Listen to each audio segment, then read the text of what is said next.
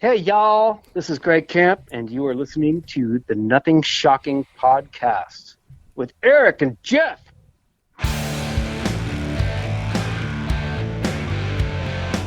Want to know what's going on in the world of music? Then tune in to the Nothing Shocking podcast, a non-genre based, all ages friendly rock and roll program. Join us weekly for interviews with all your favorite rock stars from the mainstream to the underground. You can find us at nothingshocking.libsyn.com or anywhere you download podcasts.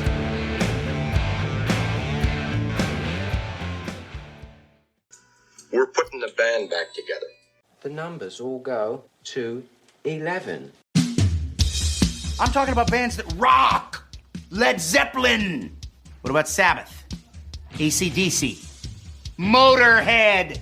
Does that mean it's louder? Is it any louder? Well, it's one louder, isn't it? We're not worthy! We're not worthy! Why don't you just make 10 louder and make 10 be the top number and make that a little louder? These go to 11. I get up off the ground and raise my head. Days like this, think I should be dead. One for Satan, two for me. Let's cheat the devil, it's fun, don't you agree?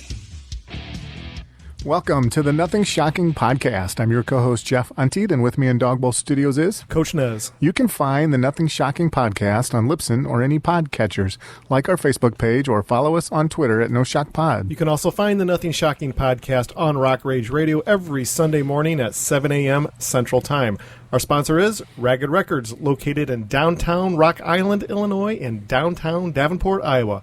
We would like to thank the Hong Kong Sleepover for allowing us to use their music for our intro and bumper ending. Tonight's guest is Greg Camp, formerly of Smash Mouth. Yes, he's also working right now on holiday music for Sync. With an 80s theme. Yeah, I believe so. He's also has a super group of sorts in the works, but he can't really talk about it too much. He was pretty excited about it. He got some big names he's hoping to announce here pretty soon. And he's also a producer, songwriter. I think we had a lot to talk about. Yeah, what a fantastic interview. Let's get to it right now. All right, good night. Good night.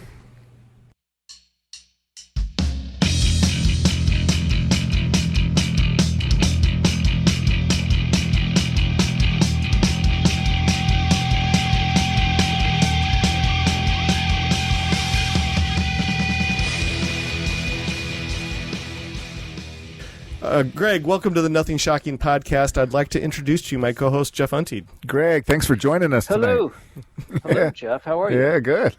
Well, as we are watching the COVID-19 restrictions diminish, how did you keep yourself busy during the pandemic? Well, it seems like some people say that they got busier because it was easier, especially for people like myself who have a home studio. We can just keep on going. And for others who have home studios, you can just instantly shoot ideas over to people and they can instantly shoot ideas back.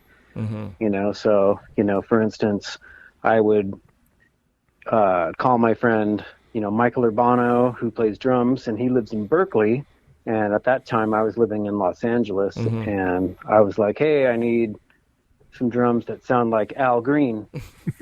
Can you do that? And he's like, all day, and so he would just instantly send me these things back. And, and then there's Venmo, and then there's, all right, there's a string guy that I really like in New York, who's hiding in his basement,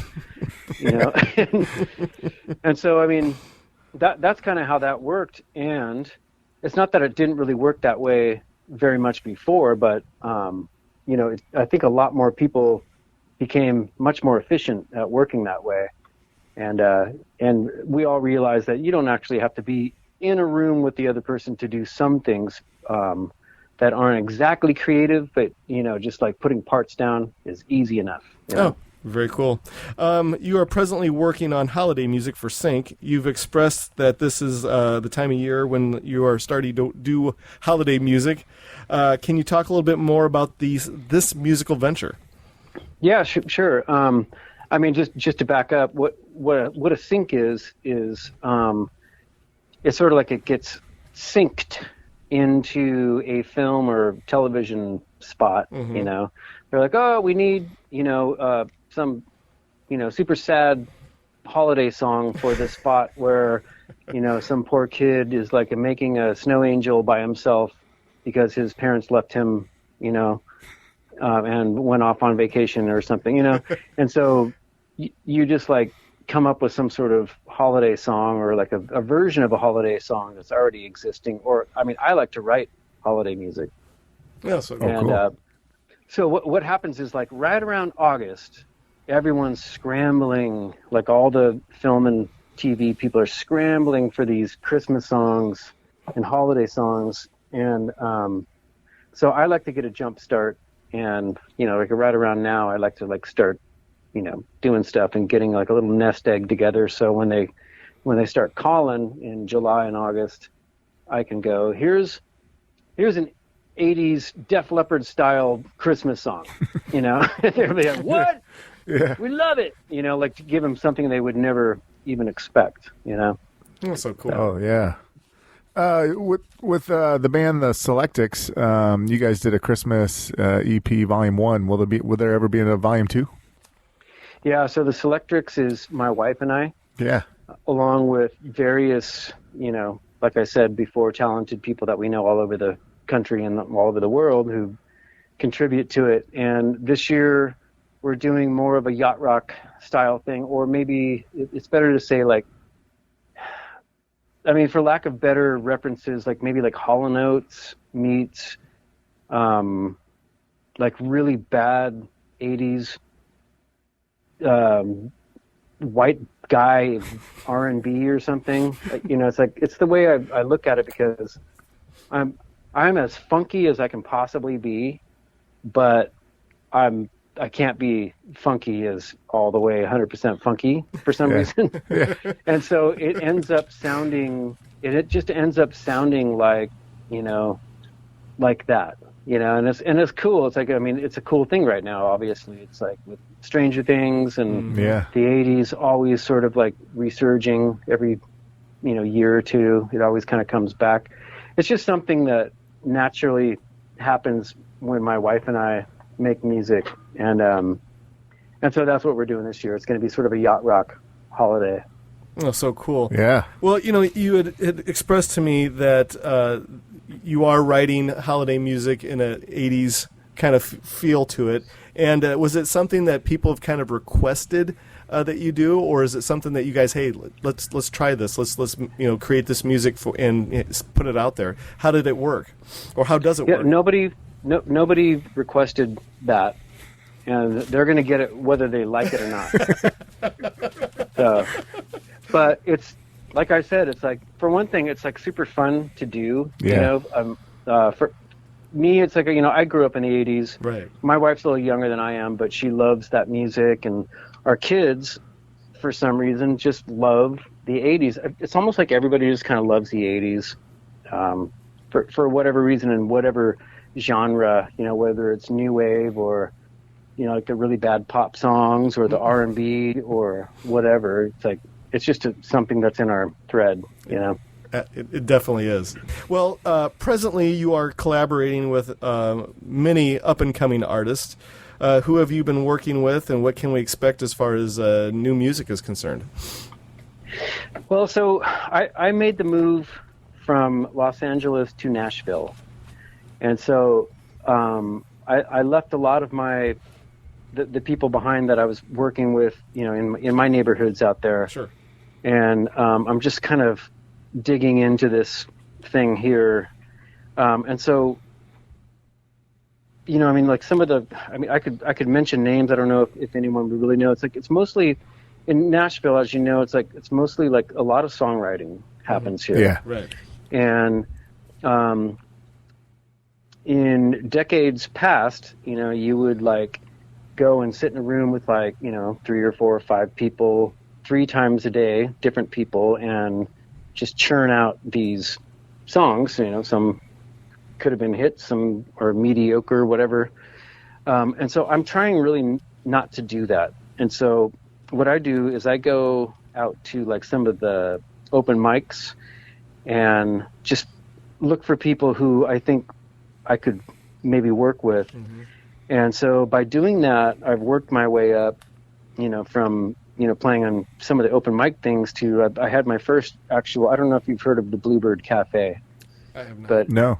It's kind of it's a famous place. It's just like everybody plays there. Everyone has played there. I mean, from Willie to Waylon to Taylor to everybody plays there. But it's like the weirdest little tiny little It's an actual cafe with a really tiny little stage. And I didn't really understand the magnitude of what it was until I played there last week. And I didn't realize how fortunate I was to be invited to play there. But just being in the presence of a lot of other, incredible songwriters and people who have played there and sung there before. So anyway, it's like doing things like that, meeting other people. Brian Elmquist from the Lone Bellow. I don't know if you guys have heard of them. They're on tour right now with Maren Morris. Mm-hmm. I'm actually standing in a studio where Maren Morris was developed, kind of like, I don't know if you would say, she was discovered and written with and developed, and then all of a sudden she became an enormous star. I'm actually standing in the studio where that happened. Oh, cool. And so it's just sort of like, I mean, I'll tell you a story. Here it is. A few weeks ago, I went to a party, a BMG party, and I got to talking to a guy, and I go, so, what do you do? He's like, oh, I manage, artists, and so he's like, yeah, I manage artists, and I manage Lucinda Williams. And I'm like, oh my gosh, I love Lucinda Williams. But I was into that whole scene. Like in the late '80s, early '90s, or mid '90s. all the way through there, where it was kind of like alternative country. Yes. Yeah. And he's like, well, she's actually my wife, and can you give me a ride home? And I'm like, yeah, no problem. I'm like, where do you live? And he told me, and I go, you live 3 blocks from me. And so I give him a ride home, and he's like, you want to come in?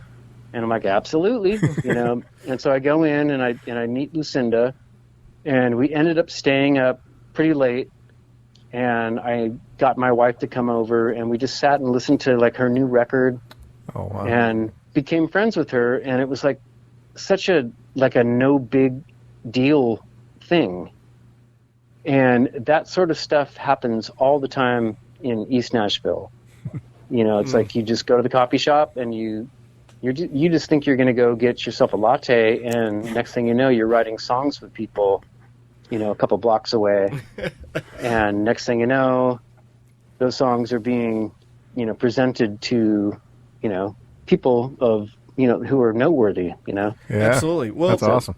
Speaking of Nashville, so we've had many artists that have transitioned, moved to Nashville, and they have different thought processes on Nashville. We've had country artists, we've had metal artists, punk rock artists that have all moved to Nashville, and it's a kind of a mixed bag. Some of them say it's diluted, it's overpopulated now, it's just too much competition, et cetera, et cetera. How has the Nashville transition been for you, outside of meeting Lucinda Williams last week? And by the way, they invited us to go see her with Bonnie Raitt 2 weekends ago at the Ryman. And so that was kind of life bending. Whoa. Anyway, so I understand what people are saying, and I am part of the problem of why it's become diluted and, a little different here. People coming in here and shaking up the old way, like I mentioned a few minutes ago, like these ride-arounds that people do like 3 or 4 times a day, and they just like they write a bunch of songs, and I don't know if that's the way you're supposed to do it. I like to have a really super solid idea or a couple super solid ideas before I walk into a room with someone, and try to develop that and leave enough room for them to add to it, and leave enough room for the artist, whoever it may be, to add to that. And so I think that, it's just a change. It's a change, and that's all it is. But very good, Jeff. Well, how does songwriting work for you? Do you carry around like a notebook, or do you carry around your phone and just record stuff when ideas pop in your head, or how's that work? Funny you should ask, Jeff. I normally have a notebook because I'm old, but most people just use their phones these days, and I do too. But I carry my phone around, and it has a bazillion ideas. It's like sort of like busting at the seams with the ideas, and it's always threatening that it's going to stop working because I have too much memory. I'm using too much. That's how my phone is right now. Yeah, but I have my trusty pencil and my trusty little notepad and a guitar, so you can't go wrong. As you approach your songwriting, and for songs that you write for yourself or songs that you write for other people, do you have to get into that mode for yourself to say, okay, I'm writing songs for my own project or for my own work, or do you just say, hey, I'm writing songs whether it's going to be for another artist or for myself? How does it work for you? Are you selective like that? Like you have to get into wear a certain hat, or how does this methodology work for you? Yeah, it's a good question. It's different every single time. Like, it's just sort of like every day. I'm sure you guys both wake up and you have a different idea of what you're going to do. Whether it's work out or write, or or just go F off and go for a walk or whatever. And I don't know how anyone can be regimented, like a military person to wake up at a certain time and go, here's what I'm doing. This morning, I'm just going to keep telling you guys these crazy stories until you tell me to stop. Go ahead. So we have a 20-year-old cat, and she is deaf and blind for the most part, and she just howls pretty much all night long. Or when she's not sleeping, she's just sort of howling. And so that started happening at about right around 4 a.m. And so I got up and I went out to the couch and I brought my iPad, and I was watching the Sex Pistols series that's on Hulu, Mm-hmm. Yeah. And I was watching that and I fell asleep. And I woke up at around 6:30 and I had this song in my head. And I'm like, whoa, that's crazy. That sounds like the Clash or the Sex Pistols or something. I'm going to go out to my studio and see what happens. And so I just went out and did it. And in 20 minutes, I had a song, and I sent it to my secret band that I'm kind of going to tell you about a little bit. Yeah. And so we've been working on that all day long, long distance, because some of them we all live in a different state. And so that's how that happened today. Tomorrow it might be I get on my bike and go for a ride and look at trees and start writing a song that sounds like John Denver. I don't know. It's you never know what's going to happen. Yeah. So very good. Yeah, very cool. All right. Well, I know this is on the down low, and you just briefly mentioned it, but you are working in a super group of sorts. I love super groups. Yeah, me too. And there's a lot of people that are like, super groups, whatever, and I love the 1 or 2 off albums that supergroups give us. Sometimes we can get 3 out of them if we're lucky. But are you able to talk more about this project? What's the Can you elaborate? What can you tell us? I know it's I tried to get some clearance, but because it's sort of a new thing. It started towards the end of pandemic, and everyone in the band is noteworthy. You would know who they were. Sure. and what bands they were in before. But all I can really say is we are all from similar era, the same era, just different kinds of bands. Yeah. And I always wanted to do this, and we're not like trying to, be on the radio and make records and stuff like that. It's more sort of like we're standing together in sort of like we left our bands. We left our bands, for whatever reasons, all kinds of different reasons. 3 of us anyway. The 4th is someone who just plays with everybody, and you would know everybody. Mm-hmm. And so it's super cool. But we've been writing songs and sending things back and forth, and there is interest, and there are people being perked up about it, and we're just kind of being a little bit quiet about it. Yeah.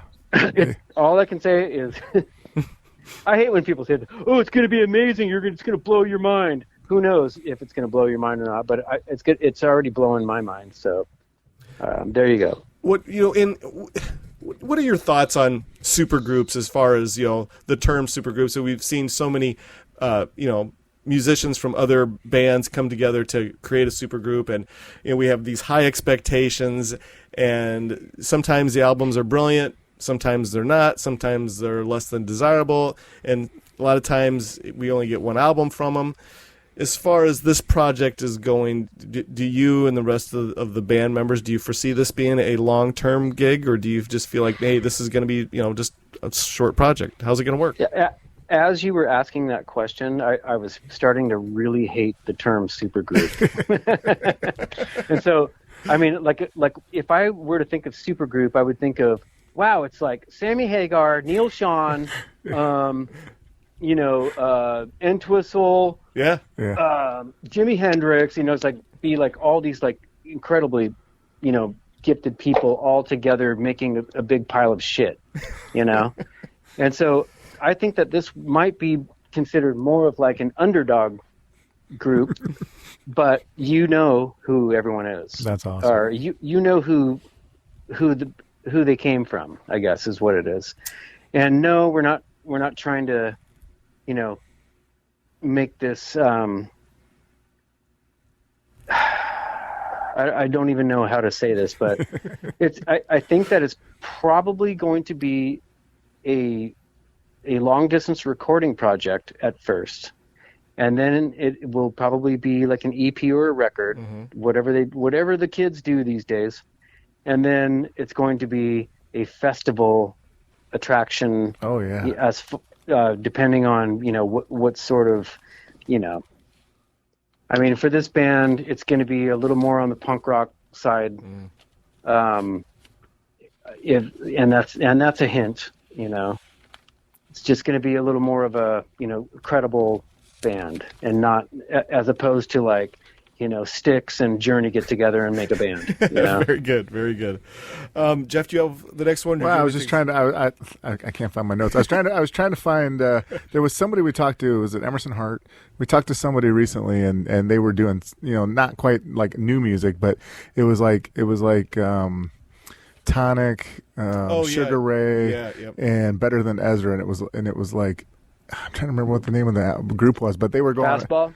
Well, no, but they were going out and they were doing like songs from each one of their bands and just playing like covering their own like bands. The Sugar Ray, like yeah. See that's what I wanted to do. In fact, I know Mark McGrath, and we talk, we text and blah blah blah, and whenever I send him a text like, hey man, if you ever need a guitar player, to come hang out with you and Johnny Depp and all these other guys you hang out with, I'm totally available mostly all the time, 100%.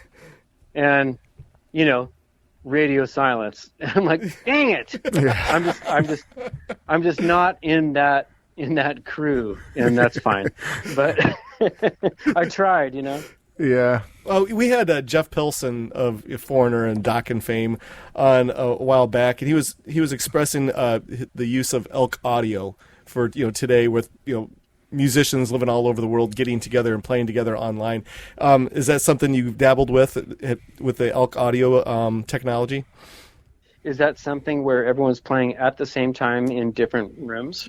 Yes, or in different countries. Yeah, or it's supposed to be like no lag. Yeah. I did not do that, but the reason I know you guys is through Orion. Yes. Yeah. And who I just completely love.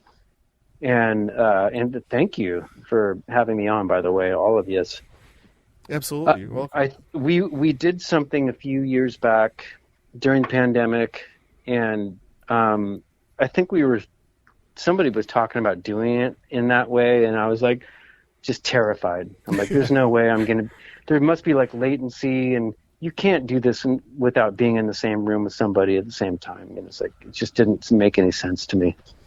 And I guess now it's the thing. So I guess you better start doing your investigation on it. I guess it's either that or I start a band with people who live in my neighborhood. You know? There you go. I wanted to touch on your solo album, Defektor. It was the album that you released after you left Smash Mouth. Were the songs that you had in Defektor, were these songs that you had in the can for a while that hey, I'm writing songs for my solo album whenever it happens, these are the songs for it, or were these songs that were just going to be maybe Smash Mouth songs? Can you elaborate more about Defektor? Most of the songs on Defektor were done for that record. There may have been some ideas or like, you know, some things that were like kind of floating around that could have been Smash Mouth songs, but I wrote differently for that band. There was a way that I had to write for that band. I had to write in certain keys, and you know, I couldn't get too wordy, and I couldn't get too melodic. You know, I had to keep it like sort of like keep her in the eddy, as they would say in Canada.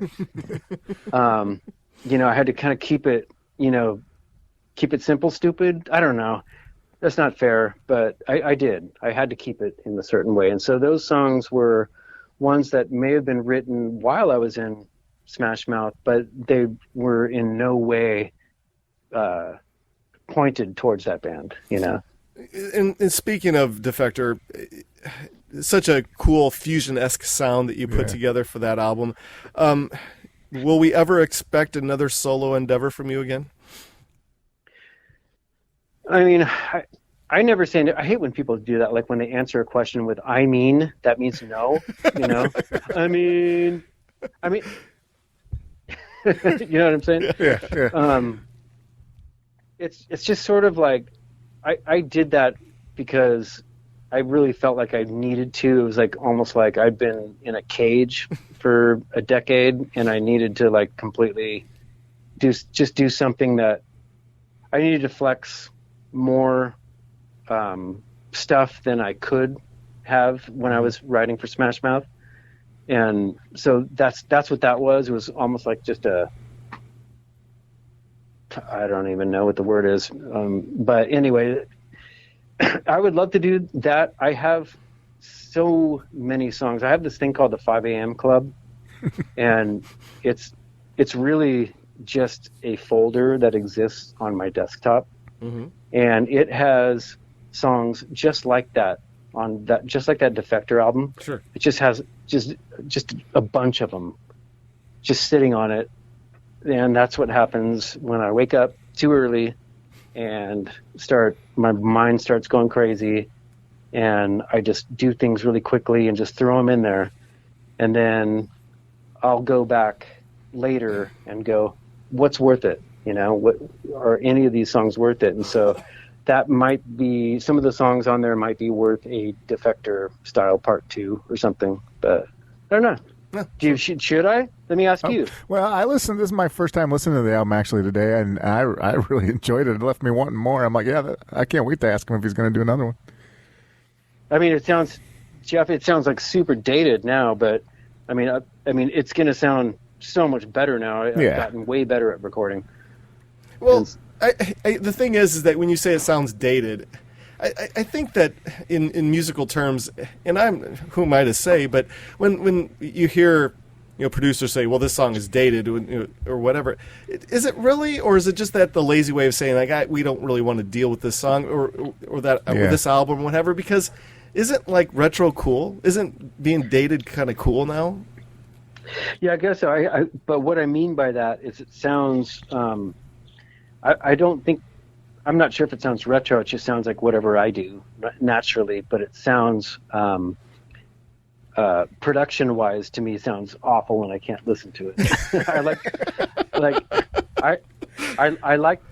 the songs, but I did. I'm like, I'm a big boy. I'm going to do this all by myself, and I'm not going to let anybody help me. And so I did the whole thing myself. And I think that was a mistake, because now it sounds to me like just sort of, it could have sounded better if I had some people involved. Yeah. So are you saying that after it was completed, the solo album is completed, you didn't have that satisfaction after you took your fingers off of it and say, okay, I'm done? Did you not have the satisfaction feel to it? I did. It's like in fact, that record was signed by an indie label called Bar None, and I was very satisfied with just the fact of that I actually got a record deal, and it was a very small record deal and a shitty record deal. And I was like, see, guys, here's what I wanted to do all along. I didn't want a big, Interscope, Universal, Shrek. I didn't want all that crap. I wanted this little cool, indie credible thing, mm-hmm. And then, which turned out to be exactly that. It was like a really small, little, tiny, nobody paying attention to you. And I was at a point in my career and my age where, I was playing CMJ and South by Southwest and stuff like that, but everybody was going to see Peter, Bjorn, and John and Strokes and, whoever else was playing that year. My gigs were empty. And I was like, oh, shit. Hey, guys, can I come back and play with Smash Mouth, please? Because, it's kind of cold out here and I'm hungry, I'm just kidding. Yeah. But you know what I mean. Yeah, absolutely. Oh, yeah. Jeff, you got the next one? Well, just so you play guitar and you sing and you can sing and stuff like that. Which one came first? How'd you get started in music? I don't consider myself a lead singer at all. I was a drummer first, and then I started playing guitar, and now I mostly play those three things. Bass, guitar, drums, and piano. And I sing when I need to, and I compose, and I can arrange, and do all kinds of stuff. I don't read music, and I don't write music, and that's never been an issue. So that's awesome. Very good. I wanted to kind of cover, just for a bit, the Maids of Honor. Can you talk a little bit more about the origins of the Maids of Honor, and will we ever see that band ever again?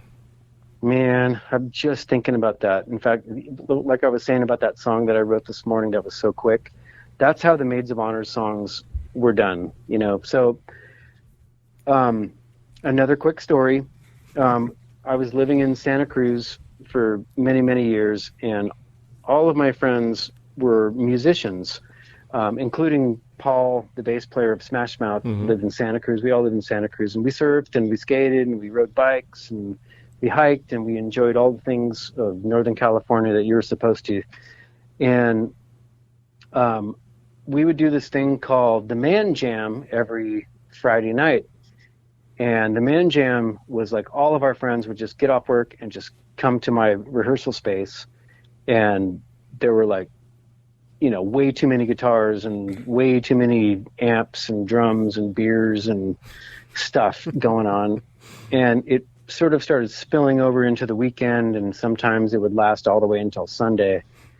And there were 4 or 5 guys that sort of like rose to the top of those weekends, and one was Lex Vandenberg, and the other was Kelly Castro, who's my best friend since 7th grade, Paul Delisle, who's been still my best friend from Smash Mouth, and a friend of ours named John Barrett from many San Jose and San Francisco bands. And so we just decided to make this band, and it sort of had a revolving bass player. When Paul Delisle was out on tour with Smash Mouth, Kelly Castro would play, and then he became sort of like the main guy. Anyway, we all wrote songs. All 4 of us wrote songs. All 5 of us wrote songs. And that's what the Maids of Honor is. It's really just a collaboration of best buddies, just spending lost weekends together, making music and recording it. We got so many songs. Oh, so cool. Well, I have two questions left. So I don't know what Jeff's got over there, but so you've expressed that you've been performing at the one-off shows in Nashville, and since the COVID restrictions have dropped, how has the live experience playing in the smaller clubs down there? How has it gone? Are the people coming back to the show, back to the venues and seeing the shows again? How is it working down there? Well, I mean, one of the reasons we left California and we ended up landing here is that it seemed like COVID never really existed at a point here anyway. I mean, the only time you have to wear a mask now is if you have to go have a doctor's appointment or something. Right. In grocery stores, you don't have to do that anymore. But I did go see a show a few weeks ago. Somebody invited me to see a show, and I didn't have a mask. I didn't even think about it because I just don't. I'm sort of a Nashvilleian now. It's like nobody really thinks about this anymore. Right. And so I walk in there to go to the show, didn't have a mask, but apparently everyone else knew because the band that we were seeing, and I'm not going to mention who it is because it was kind of lame.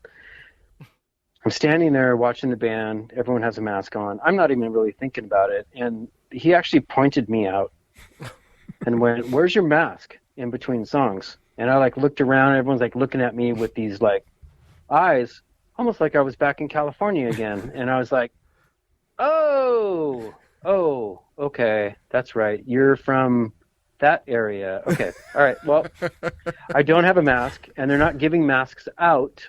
And you're not giving me a mask, so fuck you and your band. Bye. And so I left. Other than that,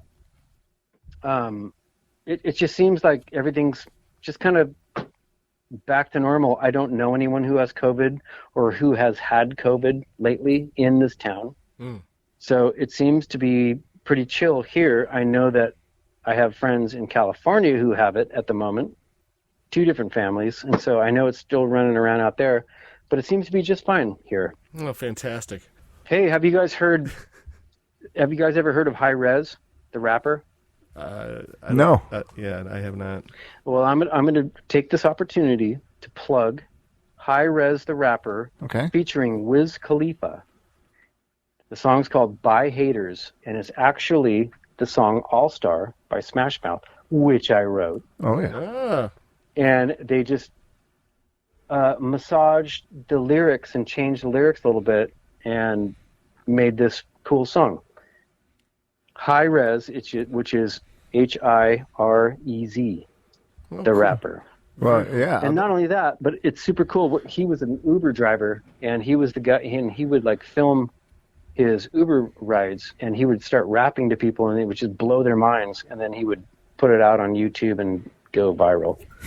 So check him out. He's super cool. Well, I will, because my son likes that style of music, so I will definitely we'll check it out. I was going to ask about soundtracks. You kind of alluded to Shrek and things like that. Is that becoming a lost art? I mean, I was part of that era in the 90s and the 2000s where I collected soundtracks for the bonus one-offs and songs like that, and songs you couldn't get on an album or covers.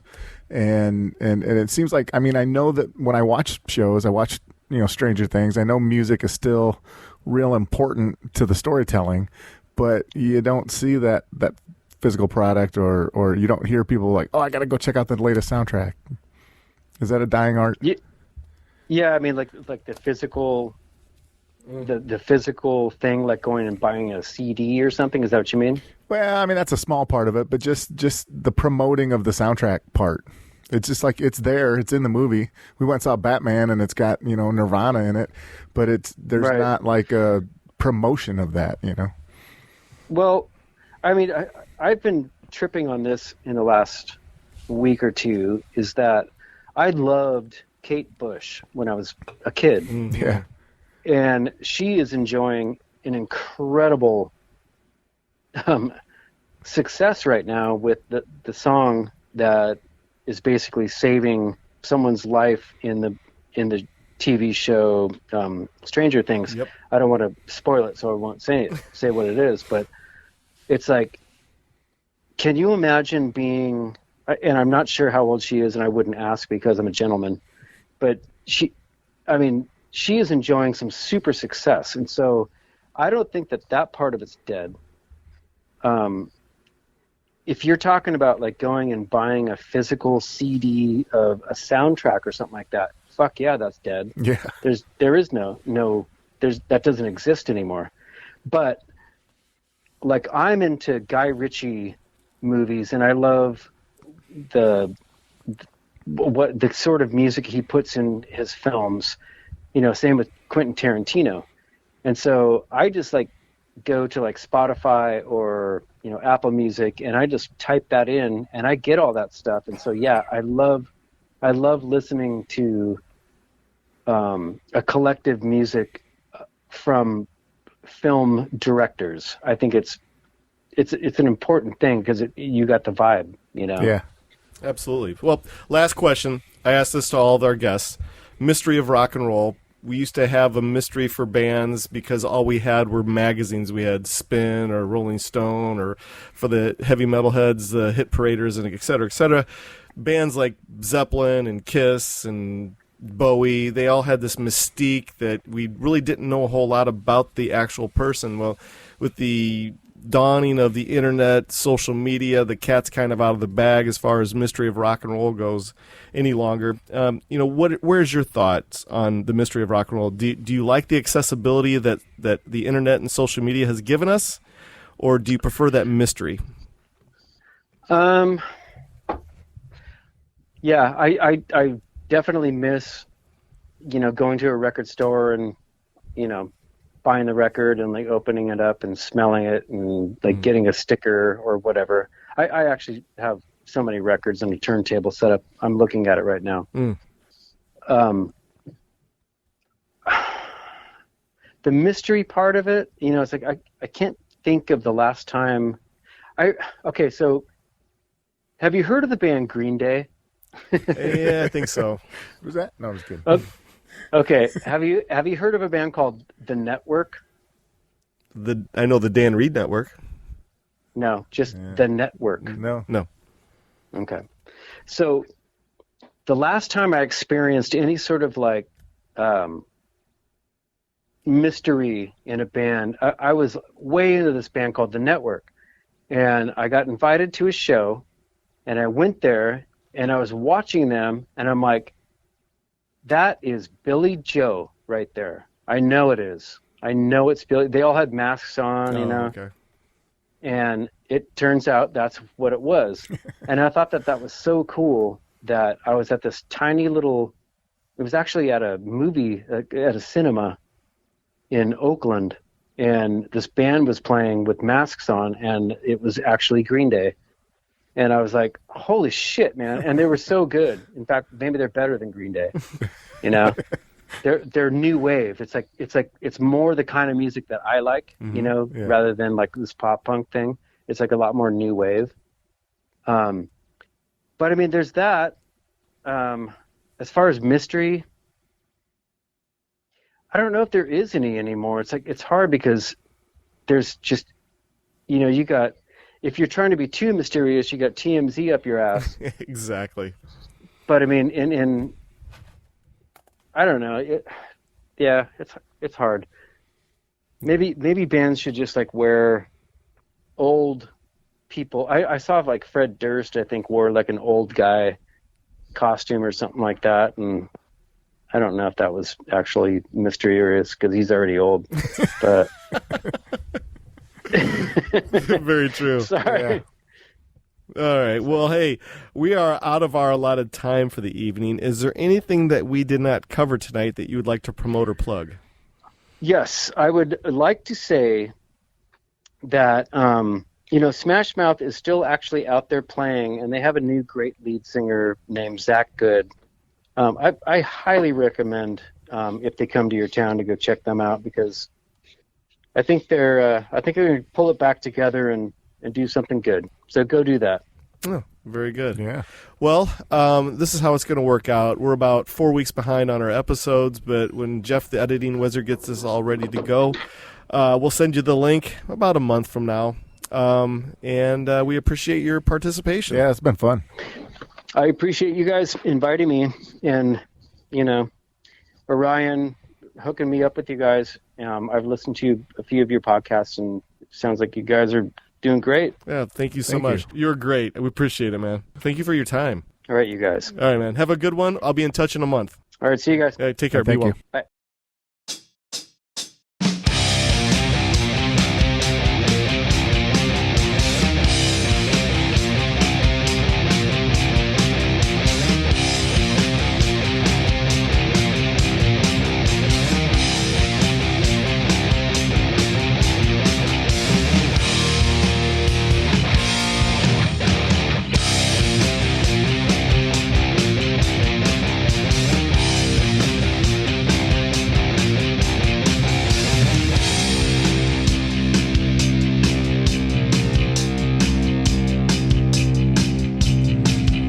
Everybody hides at home inside their nest of snakes.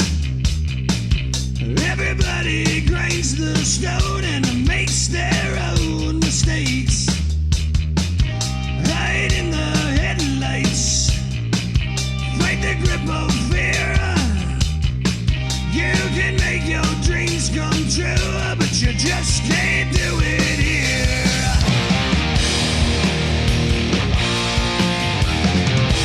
Hey!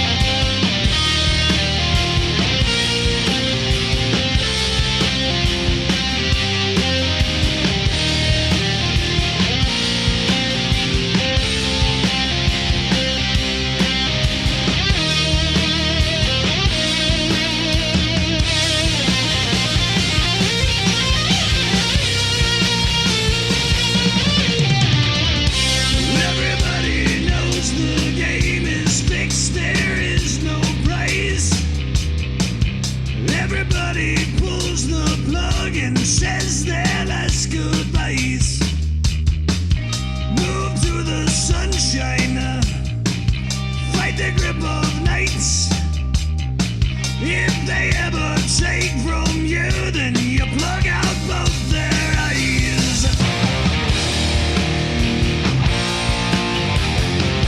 They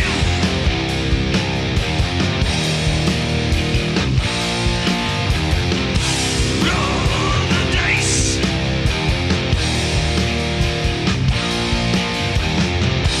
Take your chances.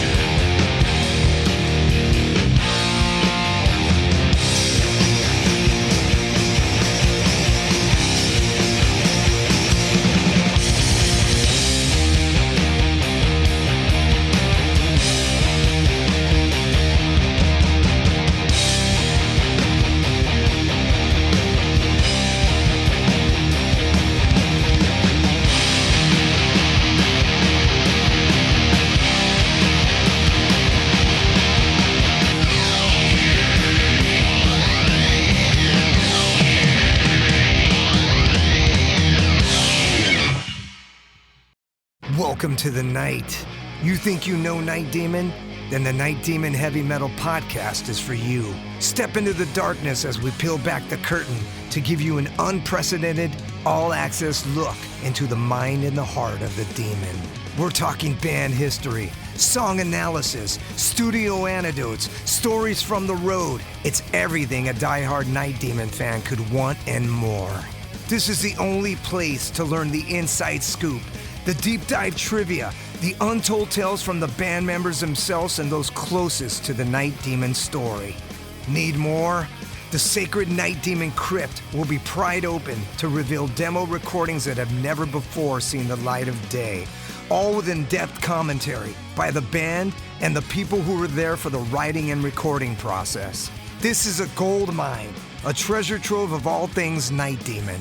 Head over to nightdemon.net or wherever you listen to podcasts.